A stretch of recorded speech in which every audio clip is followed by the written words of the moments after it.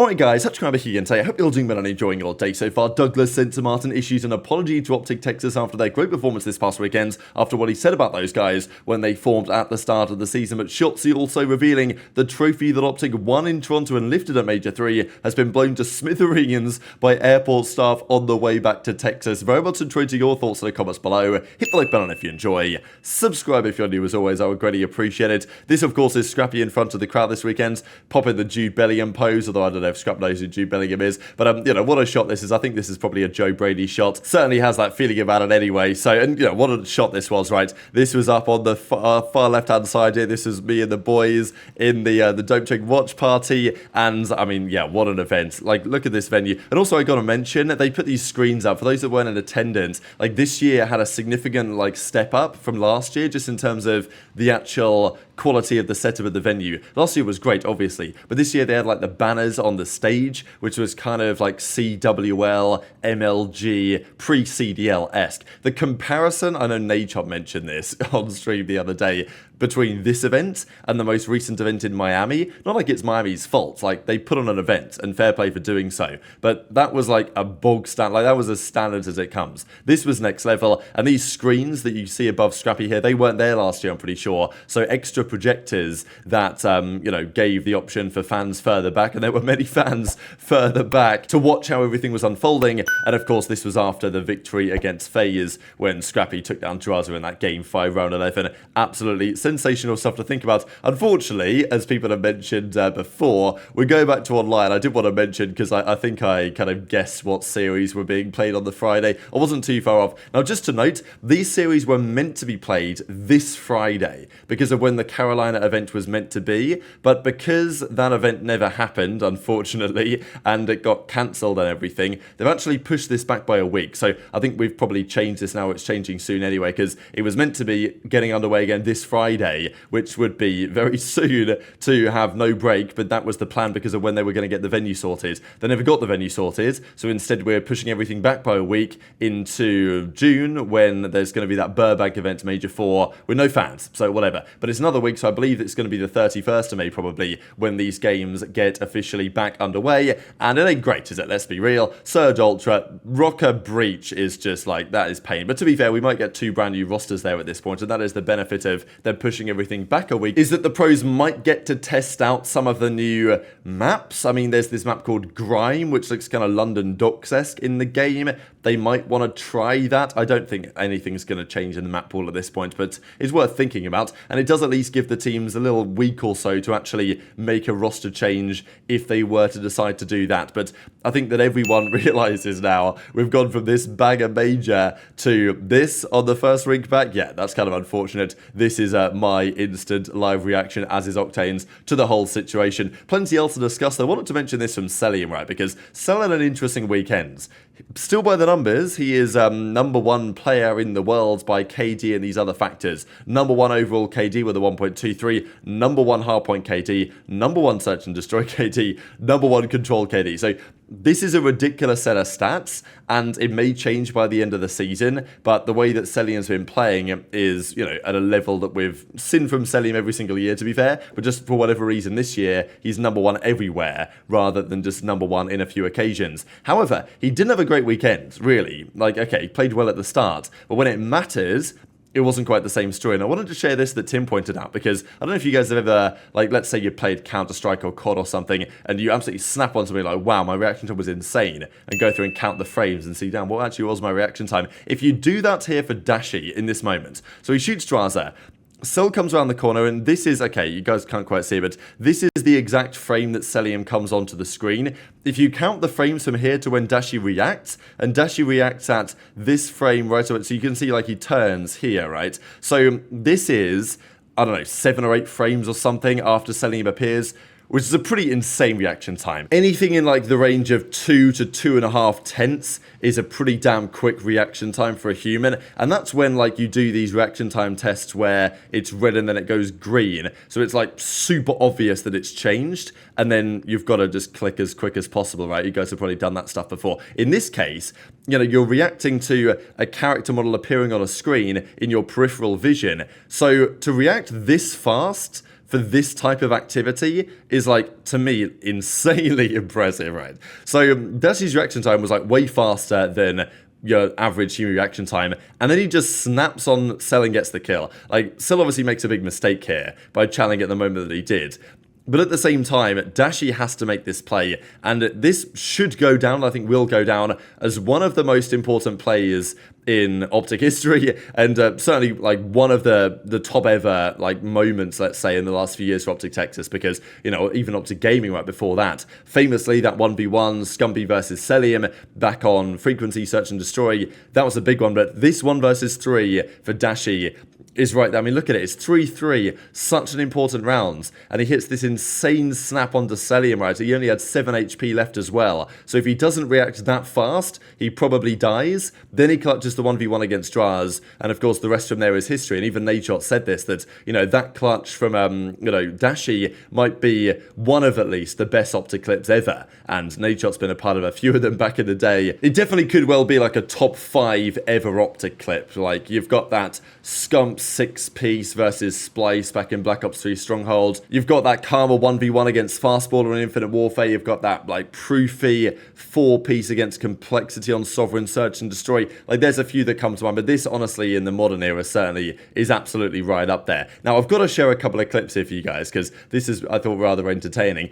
Doug, of course, was giving his thoughts before the season began on, let's say, last Rostermania period, when they were going to sign these guys, that he wasn't convinced it was a good idea. Now, I think there was maybe some merit to what he thought at the time, but, you know, my feeling always was that with Kenny coming along to Rise, there was just no way this team was going to stay the same as it was maybe being predicted to be by some. So anyway, Doug gave his thoughts at the time. He now has to come out and apologize and basically says, you know what? My bad, Dashy, Pred. You know, I was not familiar with your game and what you were capable of achieving, and, you know, he's now officially homeless. This was pretty funny from Slasher, though. That Shadow GM clearly knows bull, because, again, Slasher beefing with Boston. Doug was, we believe, involved to some great extent in the changes made at Boston Breach over the last few months. The decision to get rid of Slasher, the decision to stick by Snoopy. We don't really know how much Doug was involved, but there was a feeling that he was kind of, you know, calling the shots from the background, or at least giving his thoughts to the team on whether they should keep Snoopy or do whatever. So Slasher and Doug have a bit of beef over this, and understandably, and we saw that big time a month and a bit or so ago. So Slasher taking any opportunity to show Doug that he has no idea what he's talking about, and therefore also kind of implying that maybe you shouldn't have dropped me from the Boston Breach. History, that's some wasted talent if you don't get a ring, bro.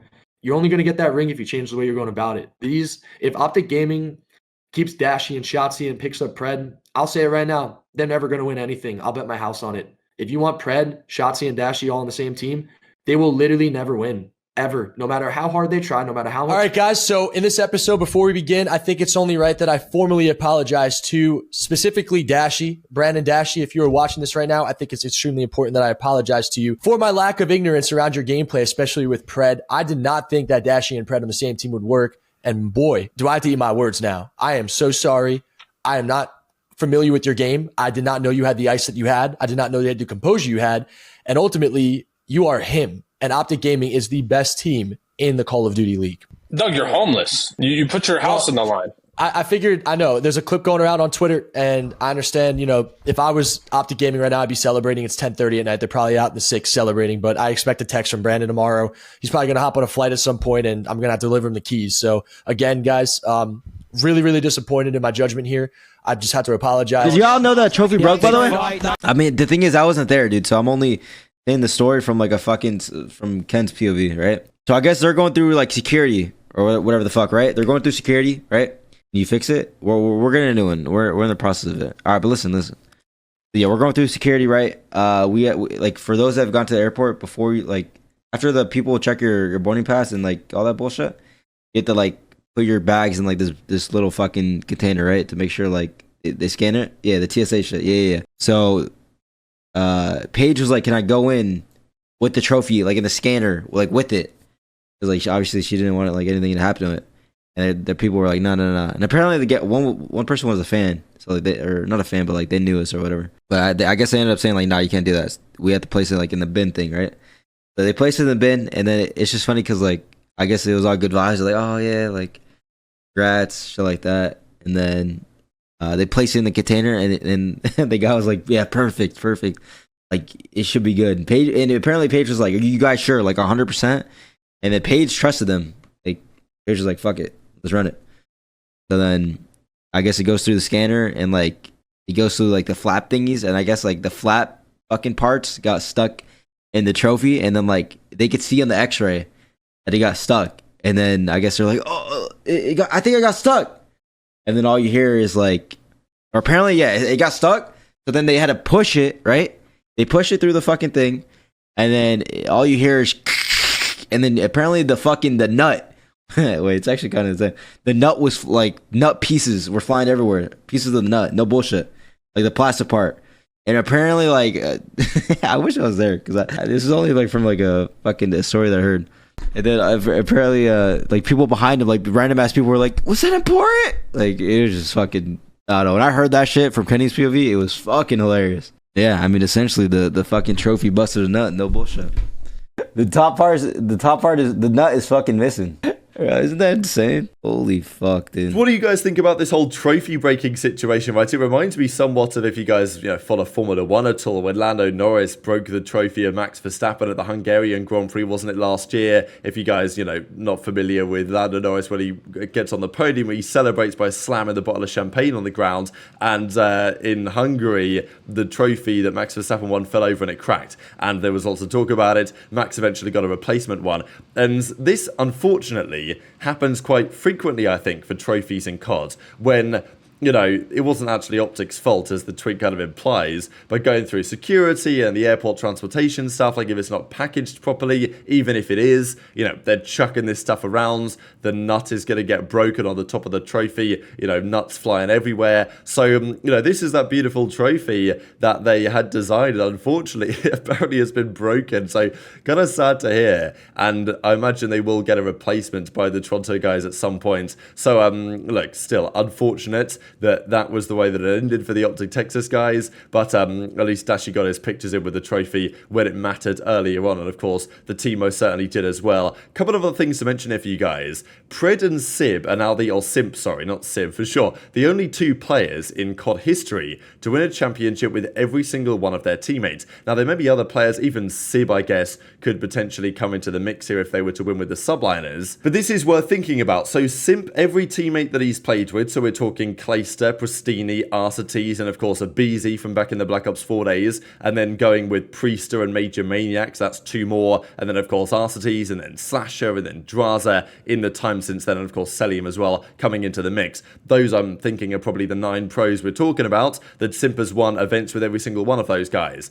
Pred is now 6 out of 6. So he, of course, won with Mac and Accuracy and Sib on that Seattle Surge team, and now he's won with Dashy, Shotzzy, and Kenny. So that is 6 for 6 on teammates so far. If one of these teams makes further changes, that may not become 100%, but still, it's pretty good company for Pred to have, given the circumstances. This was the overall viewership as well, by the way, for the event. Kind of surprising to me, maybe, that it didn't peak quite as high as I thought that it might have done. I mean, the actual top viewership was in the losers finals between FaZe and OpTic, and look, Major 2 had FaZe and OpTic in the grand finals, and Major 1 always tends to have higher viewership just because it's the first event of the season, it carries momentum, and let's be real, Major 3, as good as it was, we did have 5 weeks of boring online qualifiers before it that I'm sure killed a lot of the momentum, and it's probably going to happen again going into Major 4 in the World Championships, unfortunately, but still I thought pretty impressive. This includes, by the way, like mainstream plus Scum plus Zoomer plus everything else